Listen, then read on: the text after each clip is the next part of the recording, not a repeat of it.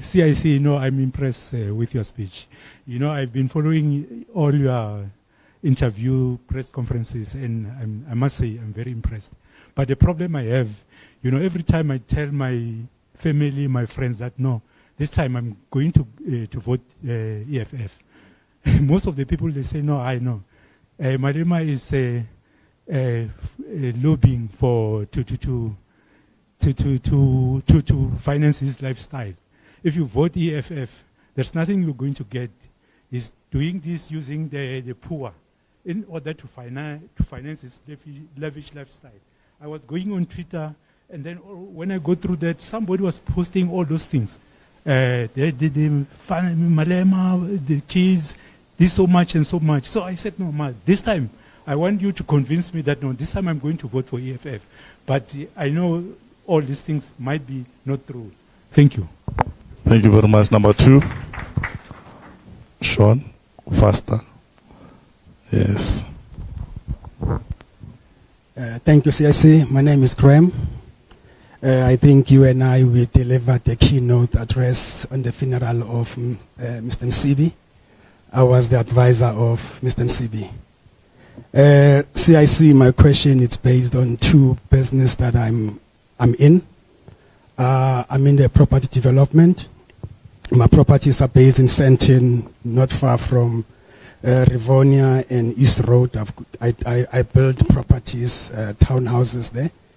And then the issue of expanding, whereby I want to expand, then there is vacant land that I try to approach. When I approach for the people to say, look, I want to buy the land, then I'll engage with someone. Someone says, look, yeah, let's sit down and talk. And then I talk to the guy. The guy says, look, the land is available for 10 million. Then we agree to say, okay, look, 10 million is doable. Then later on, as I'm engaging the person, then from there later on, I get a call to say, no, actually the land, it owns by Mr. Kruger. Then Mr. Kruger weighs in, then Mr. Kruger is sitting in Pretoria. I call Mr. Kruger. Mr. Kruger says, no, look, the land is available. We can engage on 60 million. So those are the problems that we are facing in terms of where we need land to develop, but the land is not available. So that is the issue that we have, more especially in Sandton. In Sandton, there's no land that is available. All the land owned by Afrikaners and Chinese. That is the worst one. Then secondly, number 2, I've got a farm in Balfour, whereby we also deal with the government. The government we have the partnership whereby I do pigs, then the government will come and borrow us probably maybe 10 pigs to produce them. Then later on, when there are 200 or 300, then the government will come and says, look, we want to take the pigs back, but at the same time, you need to pay a certain amount in order for you to save that partnership. That is the problem that I have. Thank you so much. Thank you. Number 3. Yes, Sean. Good evening, Dr. Ndlozi, CIC, incoming President of South Africa.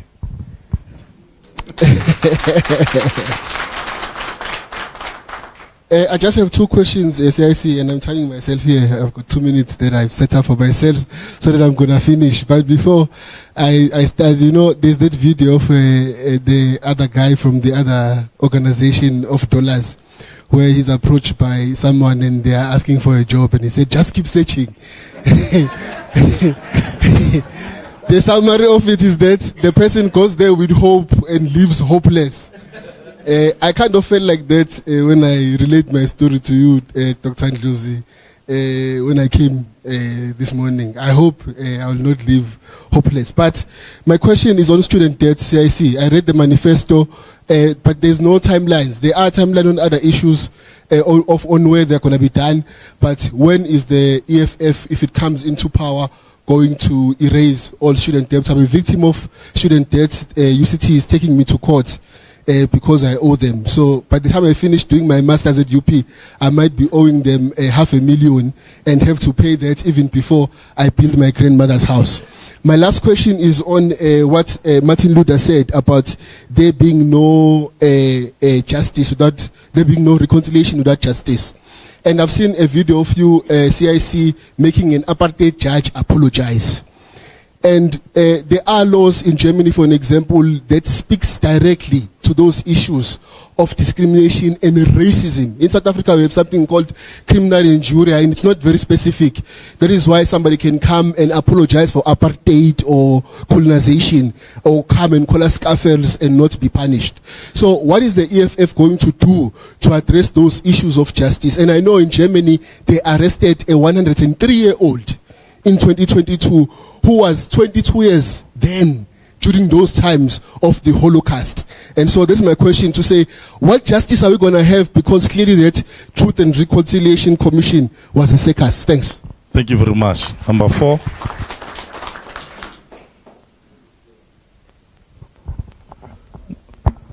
Yeah. Not in Tanganyama much. We are going to dilute it, Doctor. Okay. Thank you very much. Greetings. Yeah, the name is Jerome.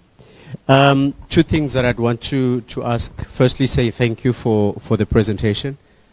You spoke, CIC, on infrastructural development, right? And one of the things, the area that I'm involved in is youth development. And oftentimes we take young people to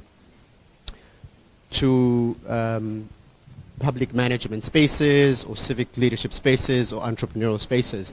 And when we visit government spaces, so sewer in Pretoria, for example, that thing has not been serviced since the 1800s and the early 1900s. And very little gets said, and there's a lot of development happening, and I'm glad there's a brother talking about being involved in development issues.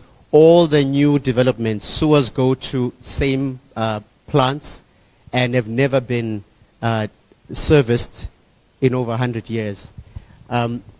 What strategies are in place for such things? Because we think of roads easily, and not so much about where hygienic stuff go to.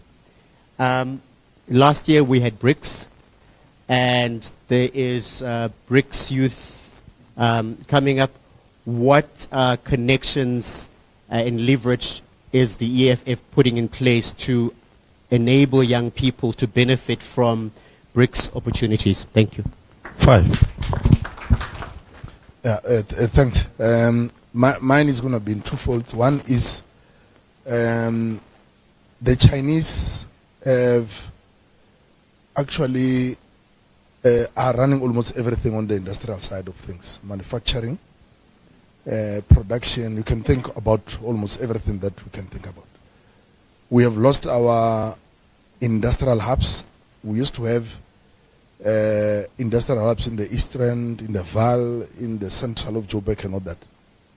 What will be the EFF plan in terms of reviving those and ensuring that these SMMEs that are complaining about creating of jobs or not, that we find ourselves now getting to par? Because they're already advanced now. I mean, if you can try to come up with whatever revolutionary plan or innovative plan, we might find ourselves lagging behind. Because even if you think of procuring toothpicks, you can get them on Temu, you can get them in Chinese center and all those kind of things. I mean, if I want to open even a toothpick manufacturing company, I'm going to compete with the Chinese, and I might not win from a pricing point of view.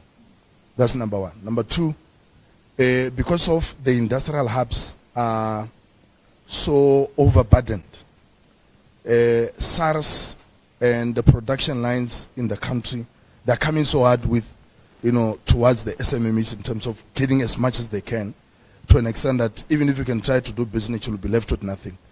So what will be the EFF, plan or ideal model of ensuring that the tax burdens also does not necessarily disadvantage those that are starting and coming that particular level? Because, I mean, yeah, we are really swimming, some of us who are in the manufacturing space, business-wise and all that, because they'll almost take everything because of they keep on changing the laws. They don't need anyone to make a comment.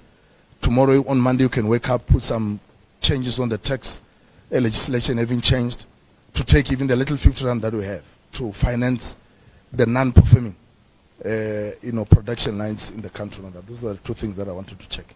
Thank you very much. Number 6. There's a lady here. Matotan. Wait, Sean, bring that mic here. We are diluting the patriarchy. We'll come back, leader. We are just obsessed with women participation. Greetings, Mr. Incoming President of the Republic of South Africa.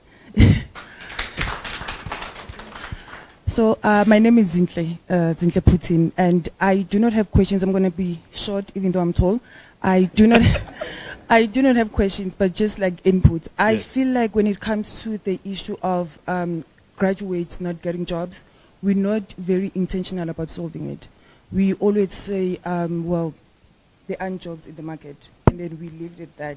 I think we need to start being more intentional because there is a skills mismatch, which is why some of these graduates that we have are not employable. So we need to be intentional about that, even if it means like there has to be, like a committee that will do research to find out what's the issue, what does the market needs, and also our tertiary education system seems to be a little bit outdated. So we need to also work on that because we can't be relying on a syllabus of 1994 when the issues that our country is facing today need like modern education. So that's one. And then number two, on the issue of public transport, I take issue incoming presidency when it comes to how the issue of public transport is addressed. We never make emphasis on it. It's as if it's not important.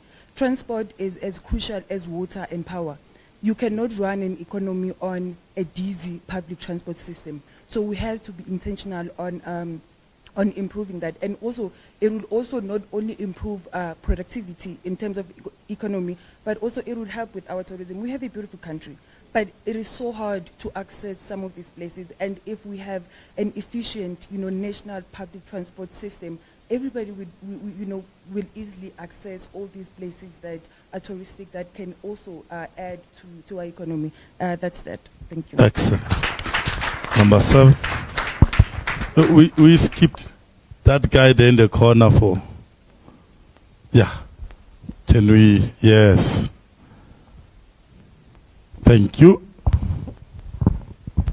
Good evening, CIC. My question is on the state of NSFAS. I had a business which I decided to close shop in 2021. I was one of the key players in the education space with regards to procurement and printing of educational textbooks, which is a niche market which very few people do in this country. 2019, Blade came into power within the higher education space. So much changed. Some of it seemed to be for the better. The disbursement of NSFAS funded students used to be administrated by a third party. A speech was given that what's supposed to be benefiting students is shared, with service providers and all of that. As a result, that needed to be taken away. We were happy to receive that, but we have seen recently, the image of another service provider with very controversial practices that actually was just another image of the previous service provider, just in a different mask. Currently, we have seen in recent times the NSFAS was put under administration. The CEO of NSFAS was also fired, I think, 6 months ago or something. So at the moment, universities who are the custodians that are managing millions in funds of private funders and private donors that are disbursing funds directly to the universities that are trusted by parents and all of that are paying their monies for their kids to study directly to university. Why is NSFAS an exception? Why is NSFAS money not disbursed directly to the institution to administrate them for the best interest and do away with all the middle class that are currently costing the learners in this country. I want to know the EFF's position on that. Thank you. Thank you very much, President.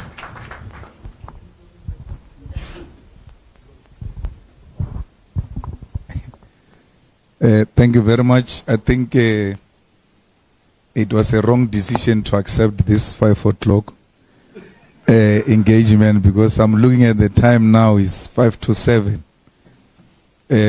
But I will try and be brief with the hope that I'm dealing with educated people who in their own space and time will go through the EFF. You gave them copies. The EFF manifesto is the only manifesto that goes into detail of how this will be done and when and all of that. So, my brother, what I'm saying now, I said this when I was,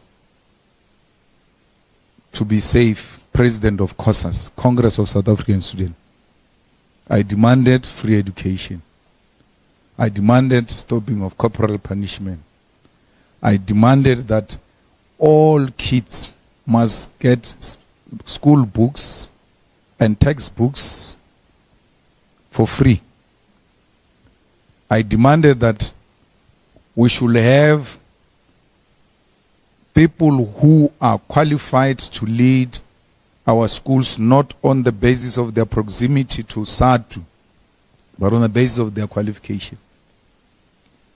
And COSAS was related to the ANC. It's not a structure of the ANC. COSAS, and I don't know why they always make that mistake to think they're a structure of the ANC. They are not a structure of their, they were formed on their own. So, I started this battle that I'm talking about today. Then, there was no lifestyle that I was pursuing or anything of that sort. I was an activist. I was a political activist. And I grew with these things into the Youth League, where I demanded all of this. I was not doing it because I'm running a political party for you to vote for me to finance my lifestyle. I was not running a political party. I was in a party advocating for this. And we came here in Midrand in 2011. In the biggest conference of the ANC ever held, in the whole of the ANC ever held by the ANC, because that Youth League conference at Galaga was the biggest. That's how much we had mobilized the youth of South Africa and directed them towards the economic freedom in our lifetime. We had a march, a historic march that was never done anywhere.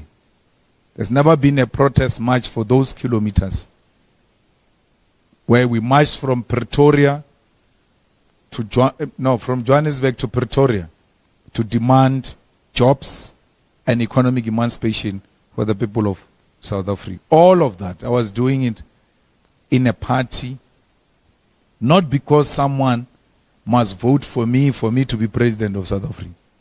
I was doing it because I believed that if the ANC takes these decisions, then South Africa will change for the better. And we won that battle. We took it from Midrand.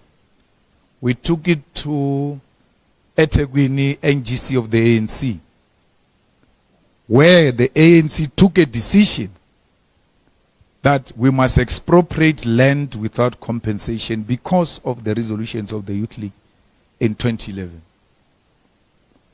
We influenced decisions of that NGC on every aspect. And that's why Zuma and them realized, if these people can win resolutions, it should be easy for them to win leadership against us and remove us. Then, when we took these resolutions here in Galaga, Tony Ngeni came to my house, and I had a house in Sandton, because I believe that our struggle is not to keep our people in Alexander. It's not. Our struggle is to bring our people. Our struggle is to bring our people next to where the resources are, not away from the resources. So, Tony again came to my house and told me, with those resolutions, you're going to be expelled if not killed. And one of those things came to happen. So, the accusation that I do this to finance my lifestyle is necessitated by the fact that you can't falter me politically. And you start splitting hair and trying to find fault with him. He doesn't have a degree, woodwork, what, I fix that. I fix that. And then you come with this, I fix that. Where I'm wrong, I accept and I fix. They say you're overweight, I fix that. So I have no problem. Because they tried this and that and this and that. Because the people who are saying to his financing his lifestyle, ask them the question, do you love Nelson Mandela? The answer is going to be yes. And ask them, what is it that Malema is doing which Nelson has not done? Nelson stayed in Sandton from prison. I don't stay in Sandton from prison. Mandela stayed in Sandton from prison. His spokesperson is here. Mandela's spokesperson, Carl Niels. Where he got the money to buy the house in Sandton, nobody speaks about that. Nobody speaks about that. I owned the first property in a place called Stark Park. When I was a secretary of the Youth League, provincial secretary, when I came in, I bought a piece of land for 200,000 or so through the bank, financed by the bank because I was working now. And first year, I never wasted time. I knew I've got no appointment with poverty. This I'm going to confront head on and fight. How old was I in the Youth League? I think 26 or so. When I became the Youth League. No, that's the president. In 26, secretary. No. The Youth League president I became when I was 26. 26. 4 years before that. No, 5 years I had served as the Youth League secretary, which is, I was 21, 22 when I became the secretary of the ANC Youth League. Never took my money to alcohol. Took it to my grandmother and looked after my child and looked after myself. With the little I was getting. That's why I explained to you, every little cent must have a meaning. From that time, I knew poverty and I said, I'm not going to live like this. Whatever little I get, I'll make use of it. I owned that property while renting somewhere. After 2-3 years, that property was worth 650,000. Sold it. Stark Park was becoming some fleshy, big place in Polokwane. It still is. Sold it. Paid the bank 650. Paid the 200 of the bank. Remained with 450. Took 400 to go and deposit my house, which was 1 million rent in Flora Park. And I ate 50,000. Nicely, I enjoyed. I peke swante ke kwa mata ke bereki. From there, I worked, serviced that bond. Then bought a house in Sandton when I became the president of the Youth League. Then I was financed by ABSA. The first one was financed by Nedbank. At least not yet. The second one, I don't remember who financed me. And then this one of Sandton, I'm sure, I was financed by ABSA. All kinds of ANC leaders who could think of gathered in that house. It was just an ordinary house of 3 bedroom, one in suite and the rest 3-bedroom, and then there's a common bathroom. Any leader of the ANC you can think of was always there. And they were like, hey man, you know, when we sleep here, the problem is that we meet each other in the morning to the bathrooms. We need to renovate this house. They all brought money together. Remember, I'm too young, I'm 26. They brought the money together themselves and then demolished my house and started building a house there. It was built, that house, by ANC leaders, not me. Not me. That bond I'm telling you about, I'm still paying it now. So I can account for everything of mine. It's just that some things are over-exaggerated. I mean, there used to be a story here when we were renovating that house. Dr. Ndlozi, for sure you were still in, where were you during that time?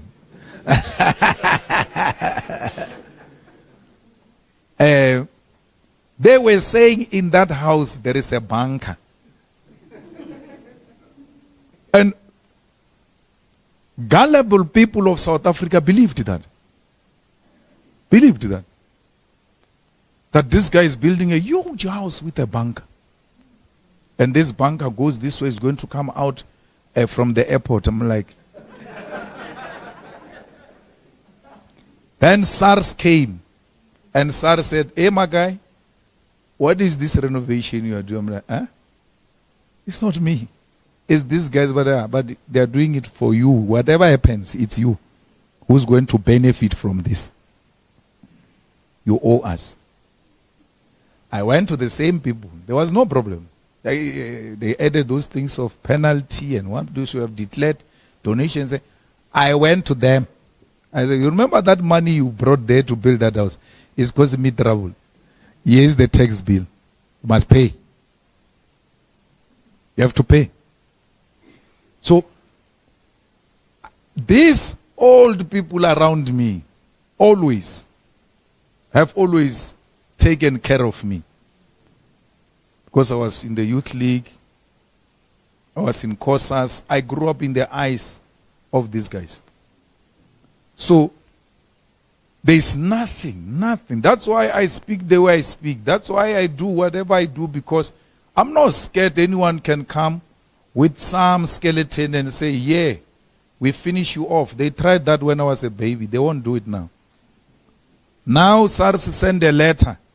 I will not miss it by a second.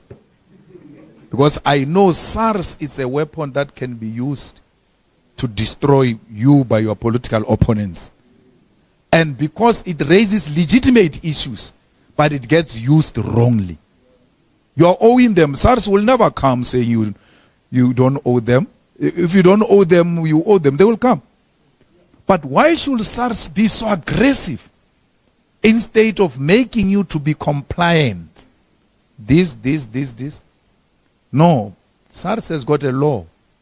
You pay now and argue later. Where will you pay? Where will you get the money? They use that then to destroy you. Because it's pay now, argue later. They destroy you. There will never be an argument later because that is court. That is court. Then they auctioned my house because these guys couldn't raise the money and all of that. Auctioned it live on television. I'm the only person whose houses were auctioned live on television. Trying to humiliate me. Now, after they did that, a person goes and buys that house in public, right? They say, no, he's sent by me. I don't know the guy. And now I start investigating. Why do they say I sent this guy? This guy comes from Seychelles. What a coincidence. They're like, I've never met the guy, he even passed on. I've never met him, but no, he was sent by me to go and buy the house. And people believed that this guy can go with 3 million and give this guy to go and buy that house. And people of South Africa are like, no, man. What do you mean? So, They tried with all of those things of lifestyle audit. Mashaba says who must do lifestyle audit. SARS conduct lifestyle audit on everyone. They don't even care about whether you agree or not. They just send you a questionnaire and say, yeah, answer all of this. And if you don't make sense, they come for you. So we don't need Mashaba's lifestyle audit. We've got institutional mechanisms already to do that. My brother, the property in Sandton, I'm even shocked you're saying it's owned by Afrikaners, because I thought it was the Jewish people who make the property available in public.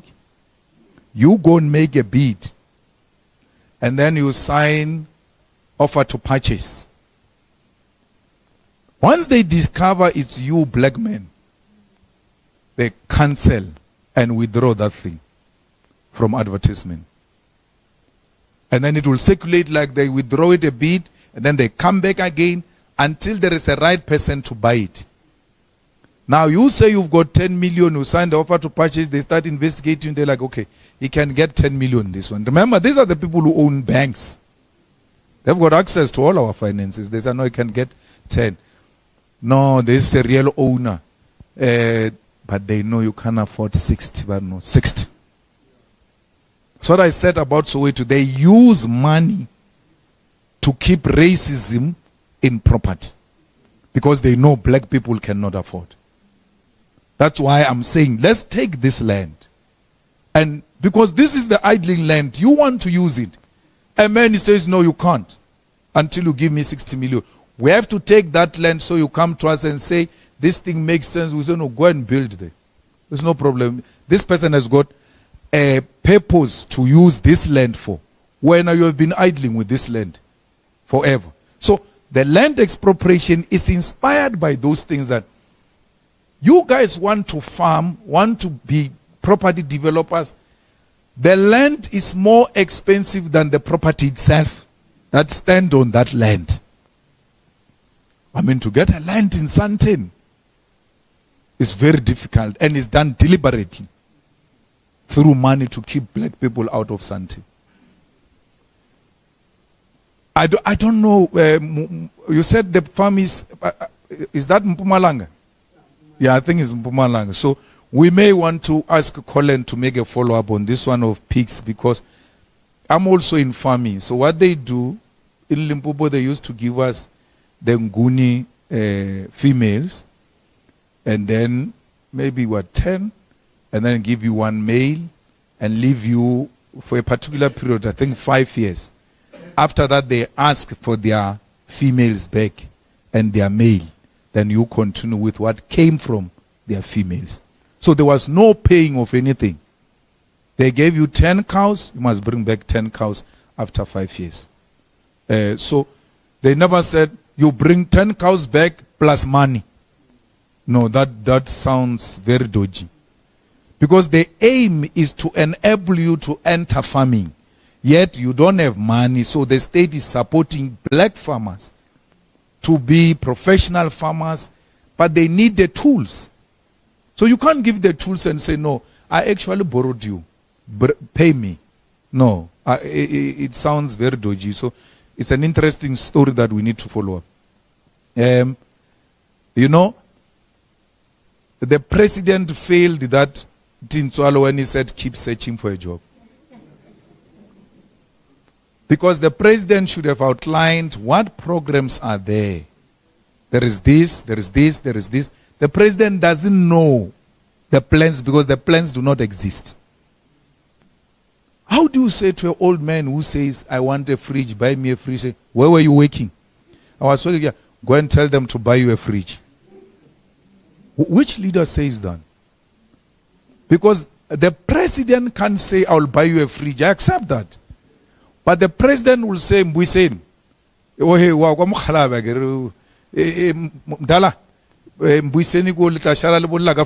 talk about the fridge. It's a very important aspect. Mbuyiseni understand the language that he must buy the fridge. You assign someone there, right there. Because he moves around, by the way, this door to door with business people and all of that. Just say, help the old man. The old man meets a president, the young woman meets a president. The fact that you came into contact with president, something must give. Moto uno tsena ka nko abatama ka nko. I don't know anything. Ugabari has never been here. Because that's what he did in Amanskral. He goes there, people die of cholera. He goes there, he's pretending to be caring. He left Amanskral till today. That Royfal thing has not been fixed. If anything, situation is worse. How can the press... You don't go if you don't have a plan.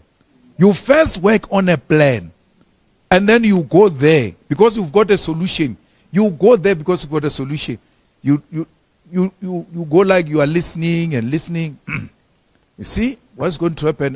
Minister of Water, I want this. I want. It's not true. They told him we are going to do 1, 2, 3. Let's go. But he goes there. He doesn't know who's going to do what. You're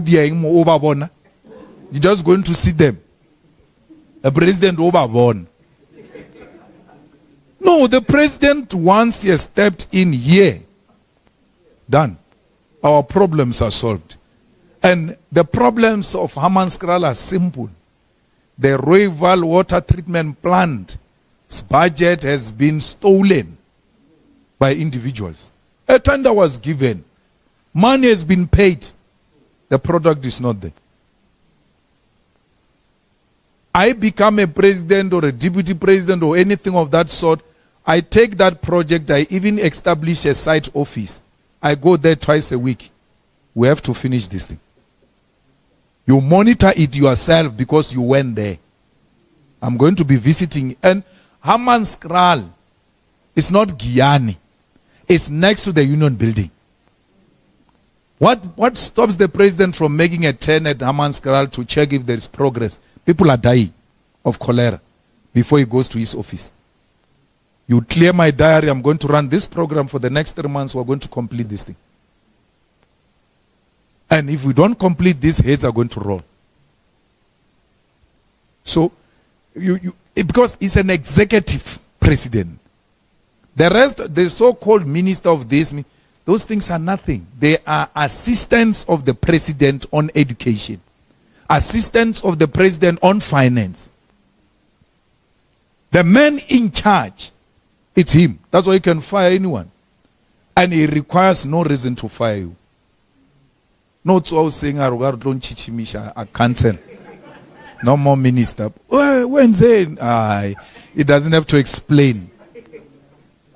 I tell you to come and fix this thing of water treatment plant, you don't do it. You don't do it. It's fine.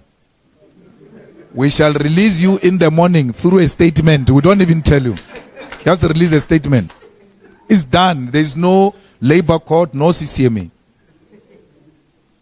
Student debt, there is no, what do you call it? Time frame. Because it's done immediately. It's part of the presidential speech that all of the student debt must be cancelled. Why does it need 5 years or anything? We are fighting every day now, demanding that the student debt must be cancelled. We even sponsored a bill, we said, about the cancellation of the student debt in parliament. Now, before we became government, the ANC used its majority and rejected it. We sponsored a bill to insource cleaners, to insource security guards, so that we can improve their lives. ANC rejected it. My biggest problem with security guards is that our fathers come and work here. And they work as security guards at the Joburg municipality, at the gate for 30 years. He comes back with nothing. And then, when you come back with nothing, they say, "Bamujile basadi ba mathosa." Kwa magwe. Bamujile.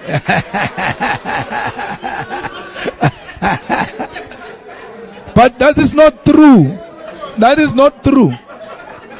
The guy has worked at the gate of the municipality for 30 years without a pension fund. Why? Every 3 years a new company comes in. They exchange with this old man from one company to the other, from one company to the other. By the time he retire, this company is actually 6 months. But what do you want? Us? No wish. Then he packs his things, he comes back home. We say he was useless. He was never useless. There were no pension funds, there was no medical aid, there were no leave days, there was no job security. Once you go and leave, when you come back, someone is there. Someone is there. There is no guarantee. So, the ANC rejects that. The ANC rejects insourcing cleaners, which are cleaning in government offices. Our argument is that these people are working with us. They are cleaning MEC's office. We don't even know the owner of that company. We know this good cleaner. Why can't we have a direct relationship with this cleaner without a middleman? So, we have to correct that when we take over power.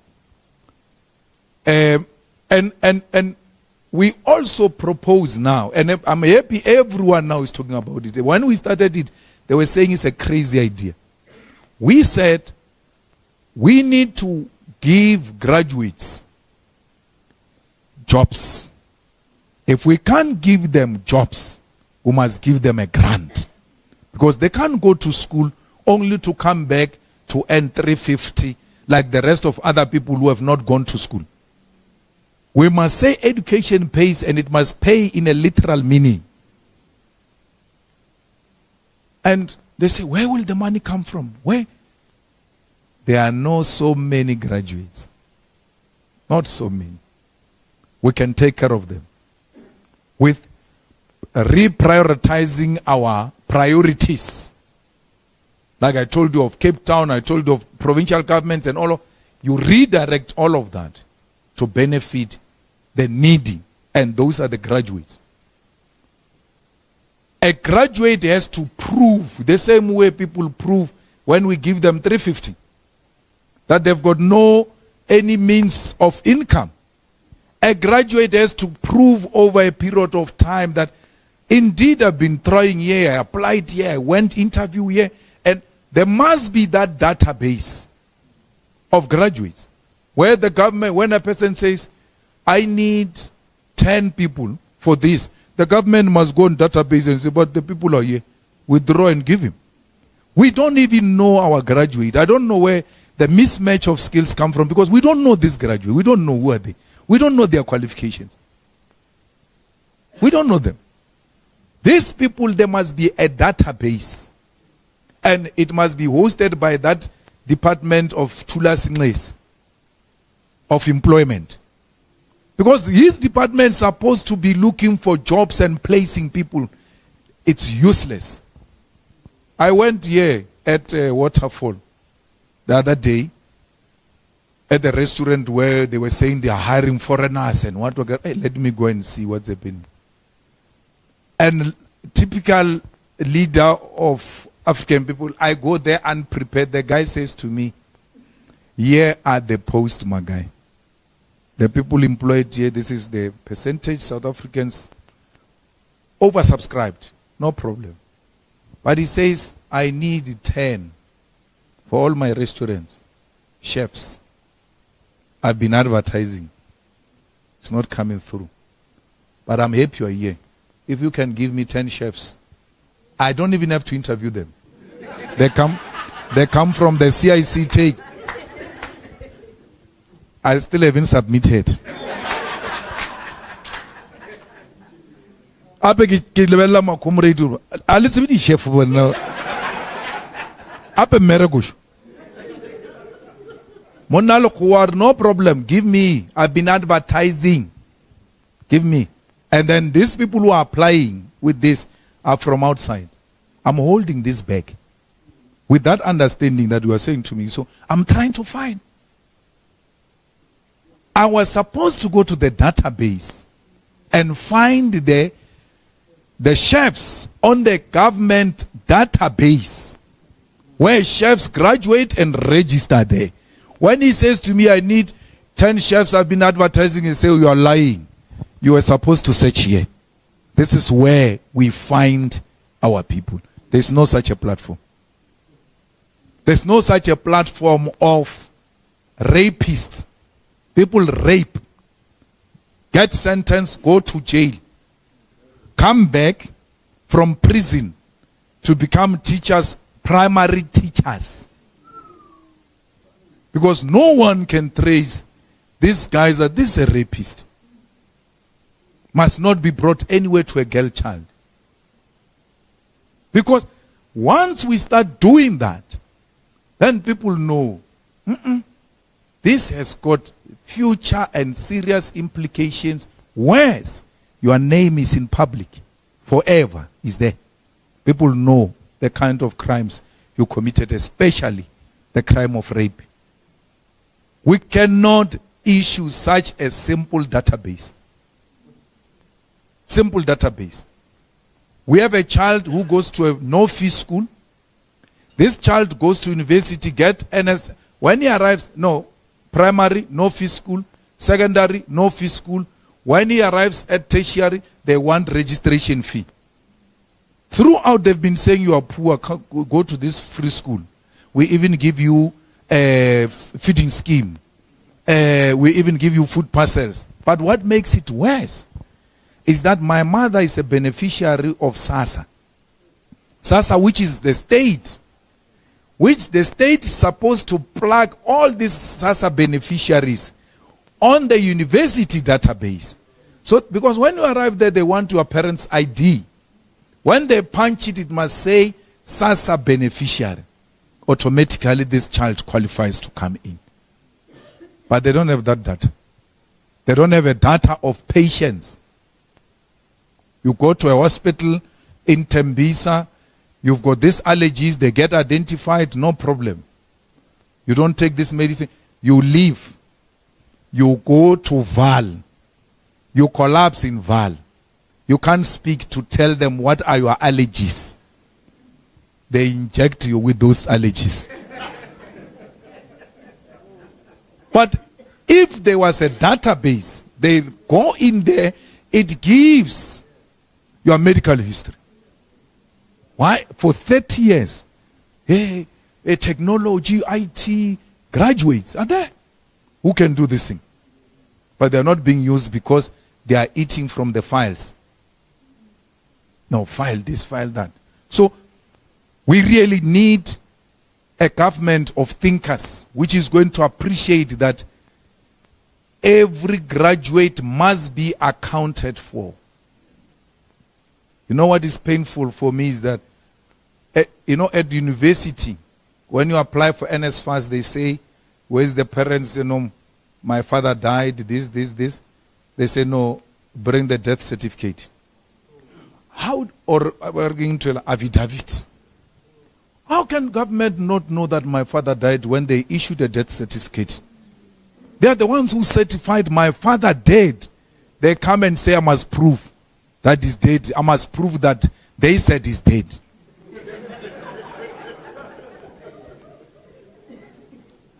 There will never be justice, my brother. There will never be reconciliation without justice. This thing we're demanding of the land is justice. That's simple. The economy must be in the hands of the people because it was robbed from them. And the EFF government will prosecute apartheid agents. We know them. We know the operators of Flag Plus. We are going to go after them. And that's what they don't want. That's why they don't want the EFF. They know these ones are going to give us a problem. Where are those judges that were hanging people? No one speaks about them. No one dares to write about them that this one was a hanging judge. A hangist of note. And that's justice. That's justice to go and look for these people. So, my brother, sewer treatment, water treatment plant, infrastructural maintenance, all of that is what you need. Not only for infrastructural development, for job creation. You will never create jobs if you don't turn this country into a construction site. That's the only way you're going to create jobs. How do you have the whole province, the whole year, or 5 years worse, you have never built a single road? One. You have never asked us that there's going to be some maintenance, we are going to close water, so that you can take out asbestos pipes and put proper pipes to avoid leaks. You've never done that. The only time there is no water is not because you are doing anything. It's because the infrastructure collapsed. Not because you are maintaining it.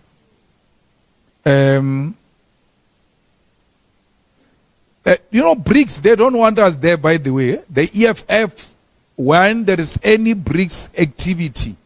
So even if we say we've got these plans of the youth in terms of BRICS, once you saw a red beret, but not here, not here, not here, not here. So they always excluded, not the BRICS countries, the state of South Africa, which we have to go as part of. They say no, not these ones. But the BRICS idea is a very good idea that we must support, where we create alternative economies and alternative markets, and we can trade amongst ourselves. And that's where the proper discussion about de-dollarizing can take place. And that's a platform where we can neutralize America's influence over the world. It's unfortunate, the tariffs, we have to charge extremely crazy tariffs for anything that is going to come from outside South Africa if we want to support, in fact, industries in South Africa. If there is an industry like a chicken industry, and you allow AGOA to come and dump chicken in South Africa, then chicken industry will never grow. Since AGOA, our chicken industry closed down. Why? In America, they only eat white meat of the chicken, like chicken breast and this thing that you over celebrate here, say chicken wings, they don't eat those things then. They don't want. Things like chicken wings, including the skin. Now the skin of the chicken gets sold. They don't eat the skin. They don't eat the chicken feet. They don't eat the inside. They don't eat the head. All of that get wrapped and dumped here in South Africa, effectively at no cost, because they don't lose anything. They were going to throw them away. So you can buy them for any amount. When you go around saying you are buying pieces of chicken, those are the things from there which they've rejected. They come get sold here. They sell chicken feet. Like, they sell them because they get them close to nothing, and they sell them to us at a lower cost. When you produce chicken here in South Africa, you can't meet that. So we need to relook into that AGOA and say, what are the sectors of the AGOA which are threatening small industries in South Africa which have got potential to create jobs? So we need to charge very high tariffs, get customs to work at the airport so that we avoid these counterfeits that are entering our country and undermining our industrial development. Textile industry in the Western Cape was big, was one of the biggest. Even in my township, we had a factory of producing clothes, textile factory in my own township, which hired a lot of people. Closed down. Closed down. We can revive it by not fighting with the Chinese, by saying to them, no problem, when you bring those things to us, you are going to pay so much to get them. No, not you even. The one who's bringing it into our country, the one who's inside our country bringing things from outside, we charge you a crazy tariffs interest. So much that when you put a price on that item you brought from outside, it's too expensive. And ours is able to rise. That is the only way. We don't fight with China. We're like, no, we're trading together. It's no problem. Where now you go and buy from China with these things of online. When you enter there, there is no hair which is going to enter there. If we have a hair here, we can do those things of hair here. You bring hair.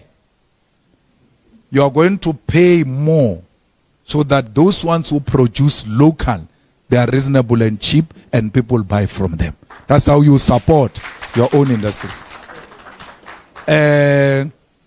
So that's how we aim to revive our industries and our textile industry in particular. We have no issue with the Chinese. We have a problem with the people who are in South Africa who buy from China to undermine our own economy. People must be forced to buy South Africa. And that is the only way we're going to make sure we support our own local. SMMEs are close to our heart because those are creators of jobs. The more SMMEs you have, the more receptionists you have, the more this you have, the more messengers you have, there has to be tax incentives for SMMEs because they cannot be charged the same percentage as the mining company and they are called corporate tax. There has to be a difference between a big industry and a small industry, and we say when you reach this bracket this way, then we can amend you to fall into this other category. But just from when you start, they are here on your neck. You haven't declared. Declare what? I haven't got anything. I didn't get any job the whole year. And SMMEs that goes and business that goes and open their industries and factories in the areas outside Gauteng, there has to be incentives. Because we have to depopulate this place. It's going to become a nightmare very soon. We have to depopulate this place.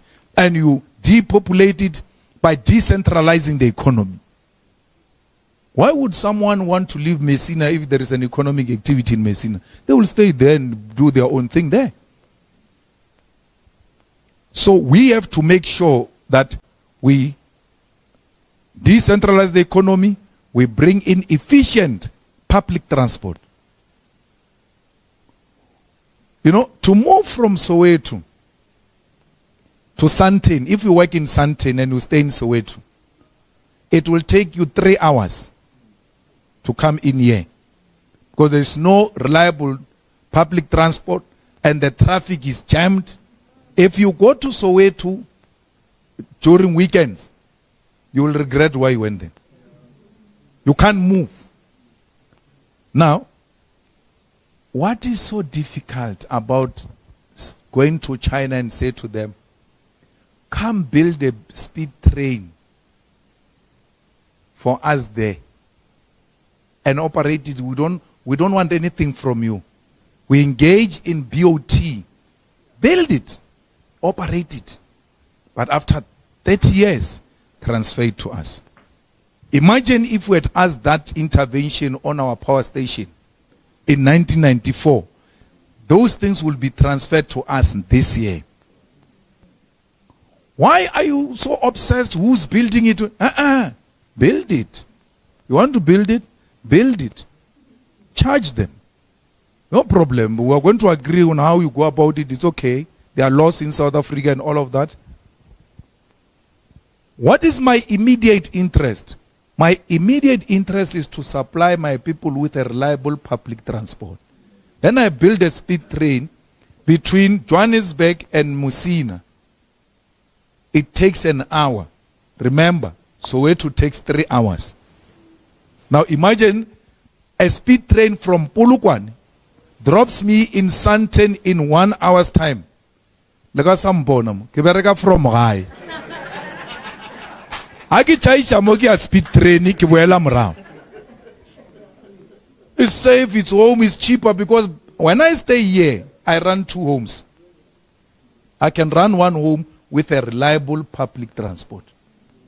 Why haven't we not built speed train, but we built Gautrain? And Gautrain is not transporting our people. It's even those roads, the way they go, where Gautrain goes, you know, it's not shame. By loading airport, but barna by yaka ekaingi. Barbana mele Gautrain by airport, by a guy airport. Boy a guy airport. But to ba Johannesburg CBD, Soweto. Johannesburg CBD, Soweto. Pitori, Orange Farm, Mamelodi. Go where our people are and give them reliable transport. And then you must subsidize the taxis. The taxis are not being subsidized. The only way we're going to professionalize this industry of the taxis is when we give it money. And when they talk too much, we're like, we'll withdraw this money. What do I say? This is how you're going to behave. You go this way, this way. We don't have a problem of buses. No one can bully the state from buses because we subsidize them. Once you buy a bus, you're already getting a subsidy. So we need to finance the taxis so that we control them. We professionalize it. We also regularize the salaries of taxi drivers because they are paid according to the feeling of the owner. Sometimes they beat them up.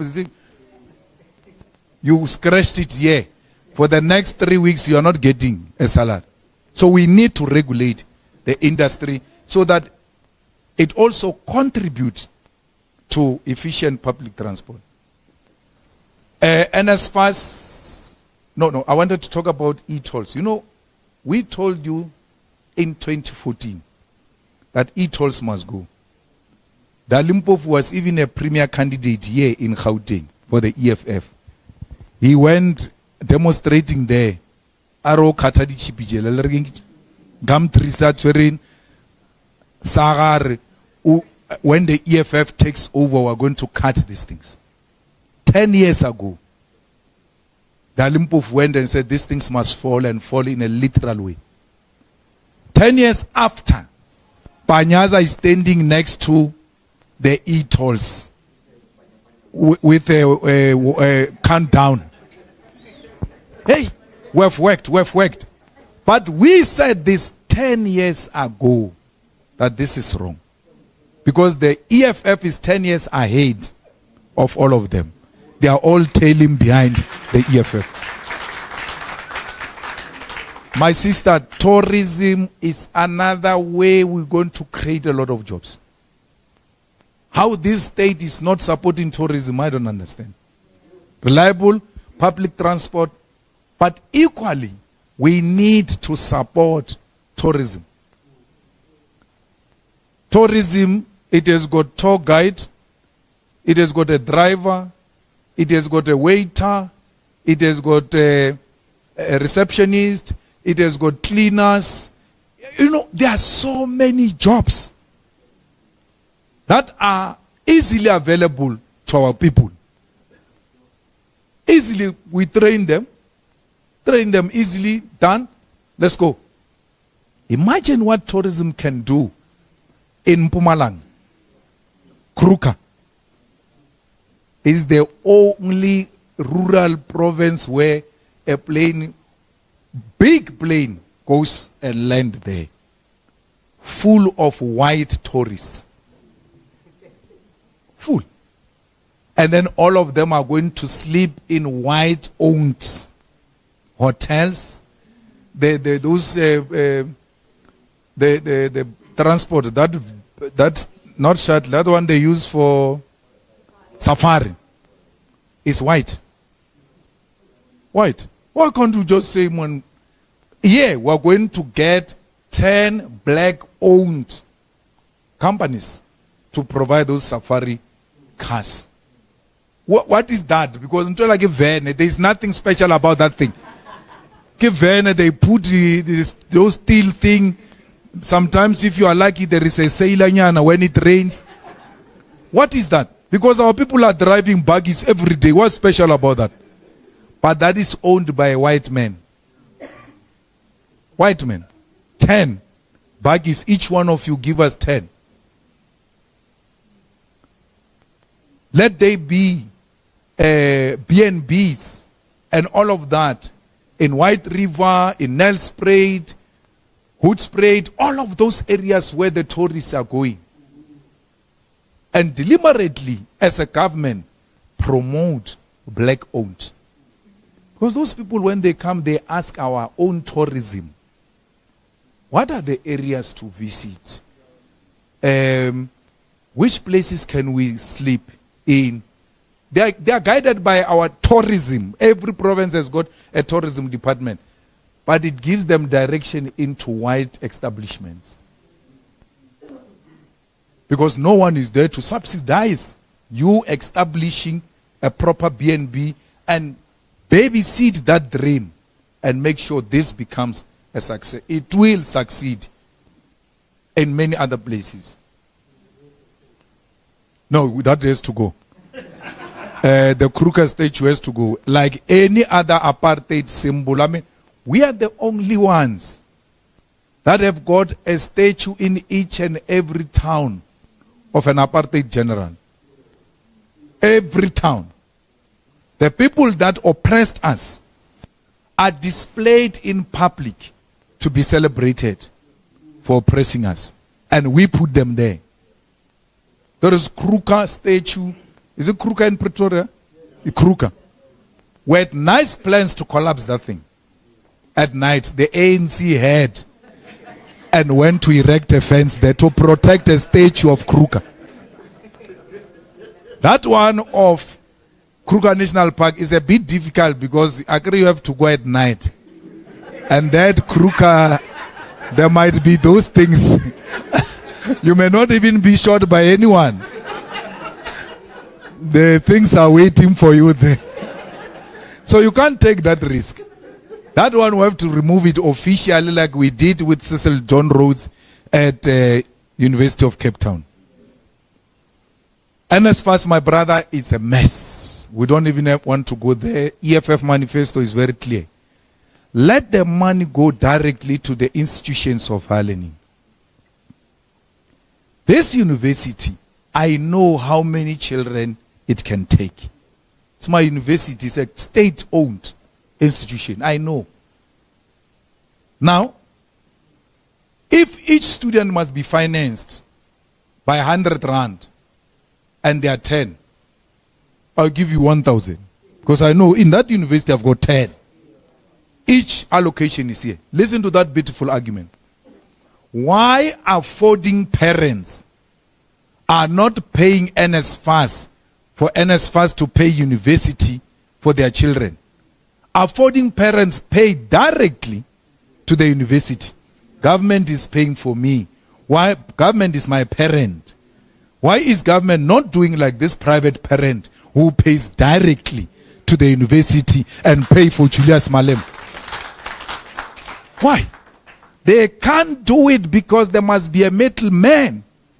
And that middleman is related to the Communist Party of Blade Nzimande and finances the Communist Party. And you picked it up correctly. Then there was a mess around this person. No, go. They remove him and then bring him through a back door in a different name to continue the financing of the Communist Party. Now they realize, no, this appointment of this and that is not working. Let's take it directly. Yes, now put it under administration. Because under administration means now he's got control over that money. without any due process. Let the university monies be paid directly to universities and not through any other agent. And NSFAS must close down. It has got no role to play, nothing. Treasury must allocate the same way as allocating other departments. These institutions are the departments of the state. Let the state finance them directly. When they take money from Treasury to the Department of Health, they don't give some agent to come and give the Department of Health. Why is it different when it comes to institutions of higher learning? Because these institutions of higher learning are state-owned. Let the state be responsible for that. So our biggest problem with tenders is exactly that. That you've got this middleman all over, even where it is not necessary. I mean, you get a tender advertised to buy toilet paper. Toilet paper. There's a big tender. 20 rand toilet paper gets sold for 150 rand. If you are lucky. Because it can be 1,000 rand. Yeah, it can be 1,000 rand. If you are lucky, they will give it to you by 150. Otherwise, it can be 1,000 rand. I mean, look at those checks that Stan Matabata built in Zanin during COVID. Each one of them was costing us what? 500,000 mukuku. And then he went to open the checks. Those checks he did during COVID when they were saying they are placing homeless people. Build checks, paid thousands of money, and put a ribbon to go and cut them. Because a tender was given to one of them. That's a problem with the tender system. Thank you very much. I'm not going to sit down. Please allow me from here to just leave, because I'm speaking again at the Sandton Convention Center. Thank you very much. Thank you.